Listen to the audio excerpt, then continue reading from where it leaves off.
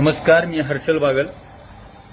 अतिवृष्टीचा निधी मिळवत असताना तहसीलमध्ये अप्रूव्हल मिळत नाही, फार्मर आयडी पेंडिंग आहे, अशा अनेक मोठ्या कारणांमुळे अनेक शेतकऱ्यांना निधी मिळाला नाही, अनेक शेतकरी निधीपासून वंचित आहेत, हे वस्तुस्थिती आहे। या संदर्भात तहसीलदार साहेबांची, मामांची आणि रणजित भायांची चर्चा झाल्यानंतर तहसीलदार साहेब आणि जिल्हाधिकारी यांच्यामध्ये मीटिंग झाली आज, आणि त्याचा तोडगा असा निघालेला आहे की ज्या शेतकऱ्यांना तहसीलमधून अप्रूव्हल मिळालेले नाहीत फार्मर आयडीला, त्या शेतकऱ्यांनी फार्मर आयडीला अप्रूव्हल मिळवण्यासाठी तहसीलला जाण्याची गरज नाही।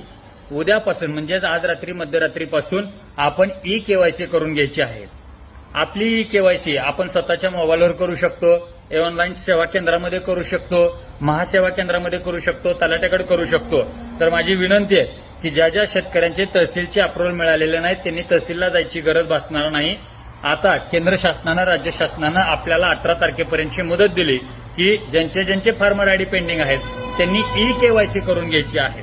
आणि या घटनेला ज्यांनी मला मदत केलेली आहे ते सन्माननीय तहसीलदार साहेब असतील, संजय मामा शिंदे असतील किंवा रणजित भाई शिंदे असतील, या सगळ्यांचे मी आभार व्यक्त करतो की या सगळ्यात मोठ्या विषयाला एका साध्या संवादातनं आपण फार मोठा अडथळा दूर केला, आणि शेतकऱ्यांना जे तहसीलला हेलपाटे मारावे लागत होते ते आता थांबणार आहेत।